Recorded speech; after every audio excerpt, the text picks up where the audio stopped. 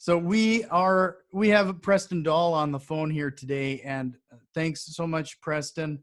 And this is going to be a little different than we normally do, because what I thought is kind of cool in this situation is that Preston is a local guy, well, pretty local. He's about an hour and a half or so from us in Grand Forks, North Dakota. Does fix and flipping and some other real estate investing. But you also have had an experience none of us have really had. We've only seen it through a pane in our living room.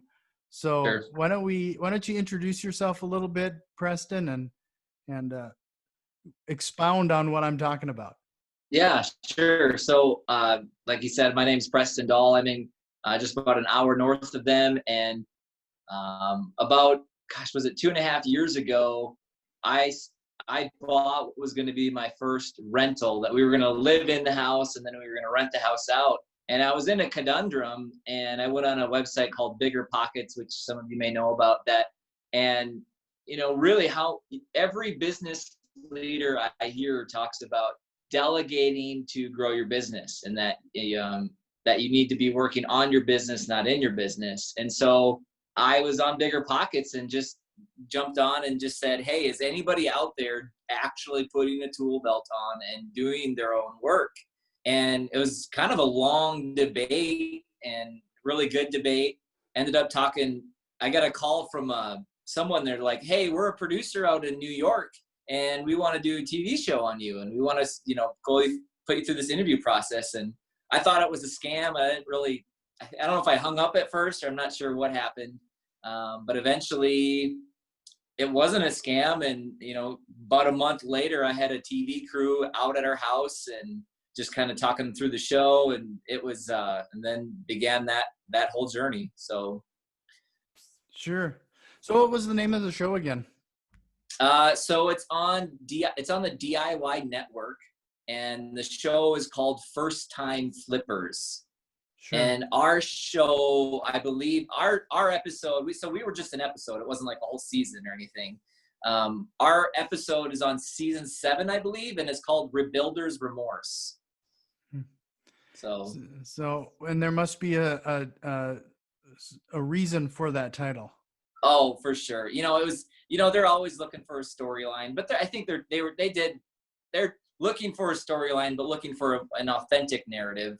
The storyline was, we bought this house, and I kind of knew what I was doing, and my wife didn't know what she was doing, and the big scary North Dakota winters delayed us, and so that was kind of the storyline, was the remorse of this house and how big of a project it was. So sure. So let's start with what I'm sure everybody is interested in, is like, we see these type of shows all the time, and they're very popular. What would you say is the ratio of what we see in the show and reality? Like, yeah, sure.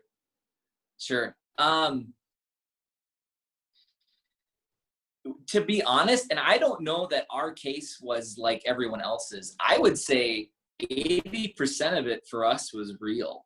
And, I think there was definitely some potential where they were egging on for opportunities for, not bad, just looking for some opportunities for a good clip. But that's just not our nature, I guess. I'm not good at doing anything like that. There was one scene, there was one scene that was completely a hoax, is the cabinet one, where we had already purchased our cabinets, installed our cabinets, and it was actually the very last shooting that we did, where we went in town and it was basically acting, like fake, bought these cabinets and had a debate about which ones. And so really that's the only scene that was hoax. But I mean, that whole scene was like, it was basically acting at that point. So, yeah. Yeah. Another thing that I've always wondered too is that when I've been watching some of those shows, I haven't watched this First Time Flippers TV show other than seeing some clips from your episode. It always seems like the numbers are just not like, I don't know how they managed to rehab that house for that amount, or Yeah, the numbers just sure. seemed way off. So, would you say that in your case, the numbers were pretty accurate the way it was represented? I would say yes in our case. They gave us that's kind of the way the show was built too. They were, which was fine. They were poking fun at if you watch the episode, they're poking fun at everybody like, aha, they thought this was the budget. And then this was what was actually the budget. And then they'd cross it out and this was what the real budget was. Um, and this is just my personal opinion. And, I wonder if it's not so much the producers as the people because they didn't check. They just simply asked what our numbers were. And I think, human nature, people get on and tout it a little bit better than what it really is. So I wouldn't really, if it seems, because I've seen them too where they seem fabricated. I'd put that more on the people that are on the TV show than the actual producers sometimes. But I don't know. That's just my input. Sure. So for the most part, it sounds like the experience was relatively positive. Have you seen that being on the show has helped you locally, like regarding your marketing or Sure. anything like that? Sure. Like what were Yeah, some of the benefits? it has, for the first year, I would say it got some buzz. And I don't think, just being from a smaller town, people were like, what, you were on TV? Or, it just didn't grasp that, like, they have to find someone to do these shows. And sometimes they happen to be in our city. So yeah, it was a positive experience. And to date, I could probably do a little bit better job marketing that. But when I do direct mailers and different things, I always kind of reference that episode and reference that. I wish it was free online, because I think what prevents people from actually watching it is having to go on Amazon and pay the $4 or $5 or whatever. But I think it kind of helps me build authority of like, hey, I've done this before and these people recognize me as that. So it's definitely helped for sure. Sure. That's interesting that you included in your marketing. So do you send that out like a link to it, or as seen on First Time Flippers? How do you word that, or how does Yeah, that typically I just do as seen on, and then the DIY network. It can get, their website isn't, we were just one episode in this major network. And so if I send people to the website, it can get kind of buried. And unfortunately, there's not really any pictures on the website either. So I just kind of do as seen on, and I think people get the point. And, to be honest, I don't think anybody watched it other than us and our family and a couple other random people. So, But it adds to the credibility, right? Whether they watch it or not. It's for sure. It's Absolutely. like when you walk into Menards and see as seen on TV, their whole section. Yeah, For some absolutely. weird reason, I still stop and look at that stuff, and I'm never going to buy any of it. But at least there's something credibility about that little sticker on there. For sure. And, it was kind of a business thing second. I thought it would be more for my business in the end, but, and they paid us a couple bucks, not much. But it was just, my wife and I did it. And, in 30 years, we're going to look down the road and show our kids and, hey, this was our first flip. And it's more of that sentimental fun piece, probably more than anything. So. Did you get any, like, I've always wondered this, and it might be for some of the bigger shows where, they, some of the sponsors send in like some of the flooring or some of the material or appliances. Did you experience anything like that? No, we didn't. I came to find out, I think there's a difference between when they hire on and someone to do a season and when they're hiring on someone like us just to do an episode. They had a format and a model. They came out they flew out here. So with a whole crew, these people probably make a pretty high hourly wage. And so it was pretty formatted they had that process down in terms of this is what happens, this is what happens, there wasn't much fluff. We were just following the formula of how, they crank these things out left and right. So, there wasn't really any time for that in our scenario. Sure. So did you, when you say they had it all formatted out, was it like over weeks at a time that were they following you around, or you just like recorded you for a day and then they'd fly out? How did that process work? Yeah, there were 3 total trips. And the first time the big executive producer came out, we met her. We did a ton of shooting for about 2 days with her, 2 to 3 days. And we'd switch shirts to show, I think there was, they would kind of wanted to be flexible with different scenes in terms of making the storyline, making the timeline fit their storyline.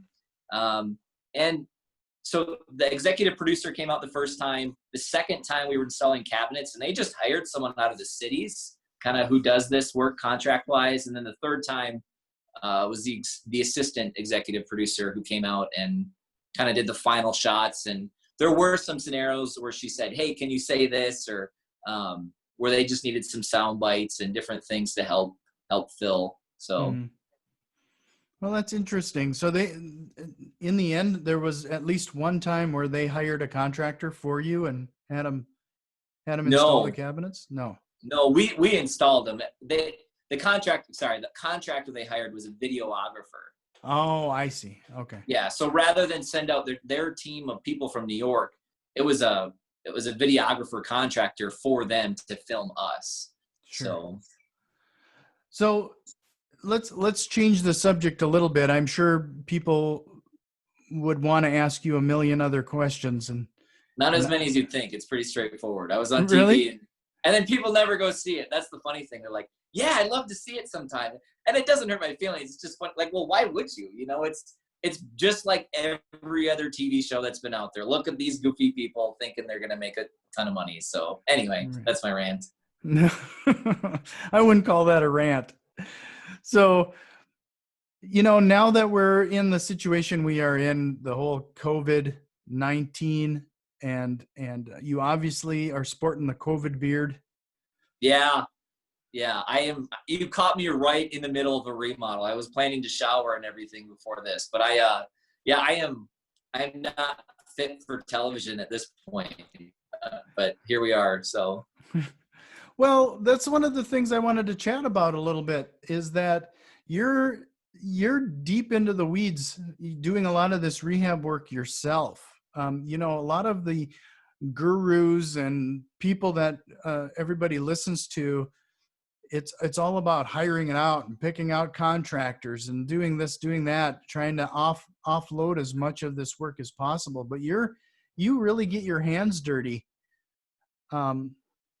And I know you're rehabbing your own home right now, or the one that you're probably going to be moving into. Mm-hmm. Talk about your experience there. Is it real, in your opinion, is it realistic to be hiring out every single aspect of a project? Yeah. Man, we could chat about this for a long time, couldn't we? Oh yeah. This is a question I wrestle with all the time, and it's hard not to get a little philosophical. So for instance, this is how I got into real estate. My wife and I bought our home super traditionally. We didn't overpay. We didn't underpay. We bought at market price through a realtor at a house that didn't need to be rehabbed. And the next thing you know, we're tearing down a wall and I'm building kitchen cabinets. And I mean, that's what should have been the TV show. That was the nightmare. But I fell in love with carpentry. I fell in love with real estate, and I have a business background. And yeah, today I shouldn't be building this wall. I should be hiring it out. But, at the end of the day, I think a really simple but hard question to answer is, what do you want? There's a level that I enjoy of working hard, sweating, and doing something and getting my hands dirty. And I think we all get into real estate to accomplish a financial task and a financial goal. But I think we need to enjoy it as we get there. It's like, what happened? You climb so hard to get to this mountain. But what does it look like to enjoy that? And for me, it looks like buying a house that's got a ton of work to do, having everything out where I could actually hire it out and probably still make a buck, but getting to jump in the process where I want to, and kind of where, like today, the plumber was here and he needed a couple walls built, and I did it because I kind of had the time and I wanted to. And that's probably, if I had a business consultant sit me down, he'd be like, "What are you doing, man? You can't be building this wall." And you know what? He's right. Like, dollar for dollar, it's out negotiating with sellers. I mean, talking with sellers and negotiating a price and putting out offers and filling that sales funnel, which I do still do. But yeah, I don't know. It's a question I wrestle with a lot, as you can tell, but it kind of, for me, just boils down, what do you want? And at this season in my life, I'm still finding some enjoyment in the rehab, and here I am all sweaty doing it. So yeah. Right. Well, I think you're obviously pointing to something that should be on people, the list of things that are important. If you should be focusing on the things that you enjoy doing versus what you feel obligated to have somebody else do it for you. I mean, if this is your passion, maybe it makes more sense if you don't like to source the next deal, or maybe that's where you would consider backfilling and getting some help versus the stuff that you actually enjoy doing and you would do. Yeah, for sure. Yeah, because to do, once you get in once you catch the real estate bug and you understand its financial power and what it can do, man, you just want to climb that mountain and get there. But I think the person that's going to run the farthest and the longest is the person that has a level of interest and a level of enjoyment in their business. And that's it for me, because I'll get there. We'll accomplish the goals of the financial freedom that we want, but I want to enjoy it. I want to enjoy that process and not have to kill myself to get there. So I don't know. And this is what it looks like for me. Some people like designing. I know people that do 3D programs and build new houses, and they don't touch a thing, but man, they've got every stud marked out and every different thing. Or I think interest is pretty important. Right.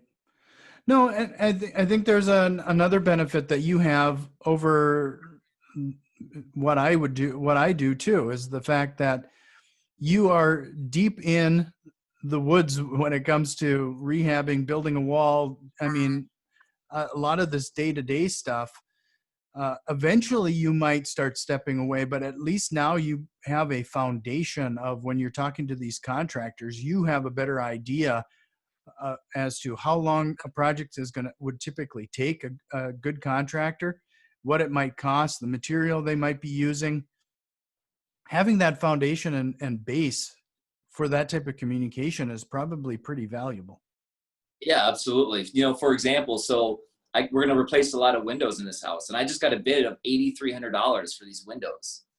And I'm like, you're kidding me. And so I looked at it and I broke it down. I knew how much time it was going to take. I knew what the material was going to take. So guess what? I found another bid that was about half the price. And then there were some creative ways I had to do that. I had to buy my own windows and find kind of a unique person. But yeah, I don't think, had I had my background, I'd just been like, oh, okay, I guess windows are 8,000. It's just going to have to take it, so yeah. Mm-hmm. So, well, let's go somewhere else here now. What, you went on a show called First Time Flippers, and you've gotten quite a few under your belt now. What kind of advice would you give somebody who's thinking about doing their first flip? So someone who's looking for their first flip project, not a rental, they want to flip a house. Yeah. Man, it's funny. The advice I give is not what I did. The advice that's from experience, though. That's exactly sure. The advice I would give is find a paint and carpet rehab.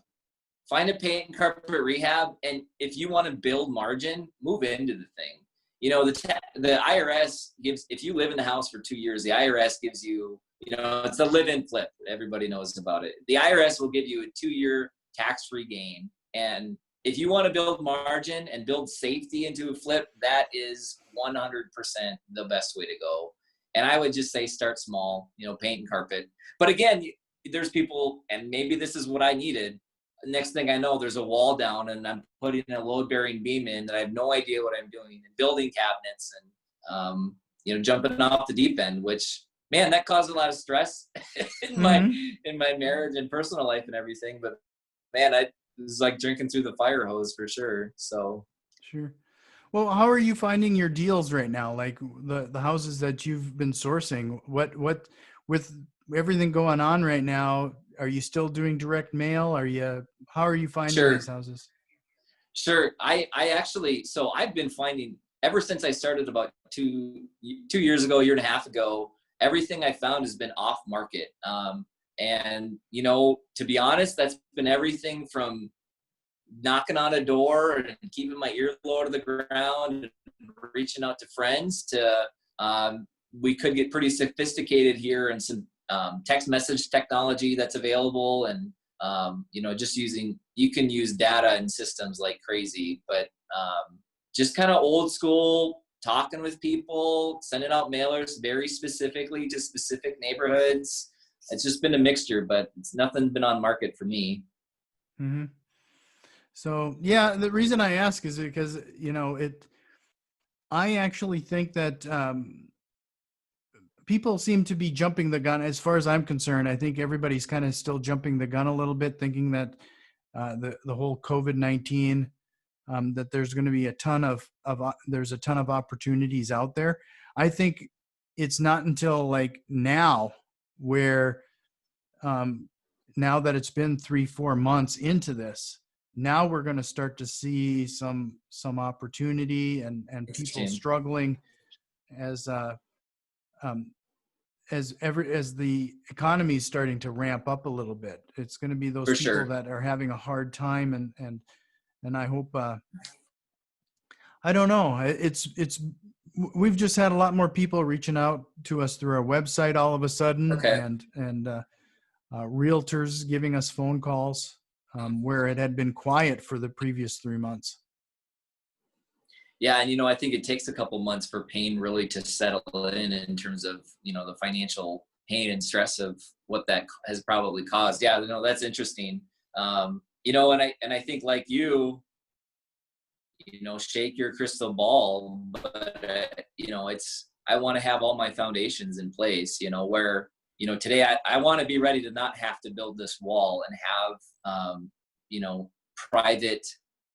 private partners ready to go, and things ready for when and if opportunity does arise to help sellers out of a situation too. So yeah, I don't have a crystal ball, but I am trying to lay a foundation of preparedness to help as many people as I can, for sure. So you're starting to see a little bit of a tick in people responding to your direct mail and different marketing? Yeah, well, it's just most of the people that, surprisingly enough, most of the people that have contacted us lately have been calling us based on campaigns we did like a year ago. Really? So I don't know if they held on to the postcards, or it's that consistent marketing that we had done in the past. But yeah, it's likely being found on our website, or being found like them just calling a number out of the blue from something they had like a year ago. That's interesting, because it's like that marketing dollar you already forgot about and thought that was forgotten about and wasn't doing anything, and all of a sudden those seeds you planted a year ago, that's just staying in front of them. Right. So it's been yeah, I wouldn't say we're inundated with phone calls, but it's enough for us to like, okay, things are picking up, Sure. something's happening here. That we're debating now what's our next approach. What Okay. should we be proactively doing at this point? Sure. Yeah. Yeah, that's I'd be interested to hear about what you guys are doing at a later date, because there's a couple different angles of who do you target. That would be, where do you start? Yeah, Right. I'd be interested to know. Well, I'm leaning towards right now. I should probably, since it is somebody that a lot of these people that have we had contacted previously. Most of those people who have called in are in our CRM right now, so it probably would make sense to either, like you said, send out a text blast to everybody, or a stealth voicemail, or something, Sure. just to make that little initial contact, and just stay top of mind with Yeah. all those people who've showed some kind of interest in the past. Right. And it's always a little interesting with our markets up here in the north too, is like in North Dakota, there's such a seasonality to what we do. I feel, I don't know how you feel about the seasonality aspect of, spring and summer, people are ready to get out and sell or whatever, but you think that plays into it, or? Well, I think it does a little bit. And then I think we're also in a very compressed season now because of the whole COVID thing. Yeah. So I'm actually, I don't think, we always talk about there's like a spring uptick for sales, they're like, get it ready for the spring market. Right. I don't think we've hit that spring market yet. Yeah, that's true. So, and I don't know when or if that's going to occur. Is it going to happen in July? Yeah, when or if, yeah. Huh, that's a good point. So I'm just really curious as to what everybody else is doing. Yeah, I'm pretty, I don't know. I feel like I can live and be pretty insulated, but I am staying respectful of those that don't want to, view homes and everything like that. But yeah, I'm actually doing a lot of follow-up and finding a lot of success with follow-up. And yeah, I'm still out marketing for deals and people are still out interested in selling. So it's kind of weird. People ask me all the time, well, how's things going? Are you still fine? It's like, I am. I don't know. It's, I'm not a huge operation either, so I don't need a lot to feed the machine, but yeah, I'm still finding stuff. So. So, well, money is in the follow-up is what I just heard for there. sure. Yeah, for sure. So, well, I appreciate, we talked for about a half hour. I don't know if I told you this, but that's typically the length that I usually that's probably good. Put people through. But if somebody had any questions or wanted to reach out to you or as a follow-up, or if they wanted to work with you, how would they get a hold of you? Yeah, absolutely. The main page I have going right now, it's on Facebook. So my last name is Dahl, D-A-H-L. So if you find me on Facebook, Dahl House Properties, and in the next coming weeks here, maybe this will be some kick in the butt to do it here. DahlHouseProp.com will be my website. So, but for now, probably Facebook is the best bet at Dahl House Properties, and eventually DahlHouseProperties.com. So that's a really good play on your name there. Yeah, it was. I sat and said no to it for about 2 to 3 months because it was so stinking cute, but it's memorable. Like people, as soon as I say it to someone, they remember it, which that's the goal. That's the whole point in the thing. And so I can swallow my pride a little bit and have a good name. So, well, thank you again, Preston. It was great chatting with you. And yeah, I hope we can do it again sometime soon. Okay. Appreciate it. Thank you so much. Thank you, sir.